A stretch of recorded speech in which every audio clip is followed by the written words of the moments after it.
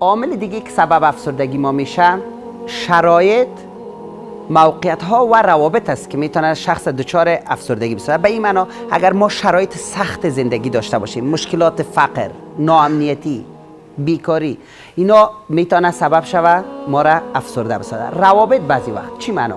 ما در خانواده یا در محیط کار با اعضای خود رابطه خوب نداریم، با همکارای خود رابطه خوب نداریم، روابط آزاردهنده است. بعضی وقتا شما میبینید یک خانم شدیداً افسرده است از بس که شوهرش هم روش بد برخورد میکنه، یا اینم میبینی یک مرد افسرده است از دست خانم خود به گریه آمده گریه میکنه. ما این خانه میگه روزگار مرا تلخ ساختم، من پیش از ازدواج چی آدمی بودم، کار میکردم، تجارت داشتم، امروزه کلش رها کردیم. حتی میگه چندین بار تصمیم گرفتیم خود کته موتر خود زیر یک موتر کلان کنم و بیغم بسازم. بنان میبینی رابطه خانواده اگه خراب باشه، بعضا اولادا از دست پدر مادرم افسرده است، بعضا پدر مادر از دست اولاد، مثلا اولادش سیگرت مصرف میکنه یا از این موادای دیگه، هر کدامش مثل چرس و مواد مخدر دیگه، کس که من زیاد کتنامشون بلد نیستم. بنان با مصرف از اینا که اولاد درگیر شده، پدر مادر افسرده شده. بنان روابط خراب هم میتونه سبب افسردگی شود که باز ما بخیر در مورد راههای یک از چیزایی که صحبت میکنیم سر یک رابطه سالم صحبت میکنیم. روزی که رابطه ناسالم باشه ما همراهش افسرده هستیم. عامل دیگه که میتونه سبب افسردگی پیش ما شود نبودن. خب من یک چیزی بگویم که اگر این عامل سبب افسردگی میشه، دکتر صاحب خیر ما چی کنیم؟ ما از امروز یاد بگیریم که افسردگی راه حل نیست. اگر اولاد ما با یک مشکل مواجه شده ما افسرده شیم، راه حل است؟ نه.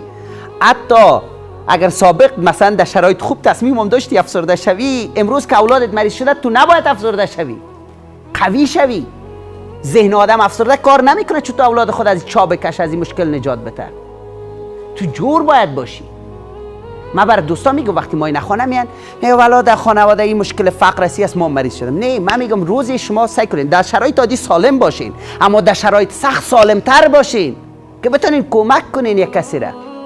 یک تا خو مریض است، یک تو هم در پالیش تو هم خود مریض ساختی. میگم که شوهرم اقتصادش خراب است، او خراب است، تو هم افسرده شدی، 2.5 ساعت مرا فیز دادی، 1000 دوا بخر، 12.5 ساعت شوهرت خود توی نمی دقیقه مصرف کردی. اگه تو جرمی بودی 12.5 ساعت فایده کرده بودی. یک راه حل نشد. بنان در شرایط سخت سالم تر شوین، قوی تر شوین که بتونین اون مشکل درست حل کنین. عامل دیگه که سبب افسردگی ما میشه نبودن محبت، نوازش و صمیمیت در زندگی، در کل زندگی و مخصوصا دوره کودکی است. دوست عزیز نازنینم، والدین گرامی مخصوصا نوازش و محبت برای کودک از نظر روانی آنقدر اهمیت داره که از نظر فیزیکی اکسیژن نیاز داره. شما میفهمید از نظر فیزیکی مهمترین عامل در زندگی ما اکسیژن است. 5 دقیقه نرسه ما از بین میریم. از نظر روانی با اونمو اندازه بر زندگی روانی ما محبت نوازش نیاز است. اگه محبت نوازش برای کودک نمیتیم از نظر روانی، یعنی کودک کشتیم، روان کودک صدمه زدیم، افسرده میشه، مضطرب میشه، پرتوقع بار میایه، منحرف میشه. در بزرگی تا یک کمی کسی برش توجه نشان بده دست پای خود گم میکنه. زیاد کسایی که مثلا در بیرون با یک بار توجه دیگرا منحرف شده ملامتش نکنین. زیاد وقت پدر مادر نتونسته برشون محبت بده.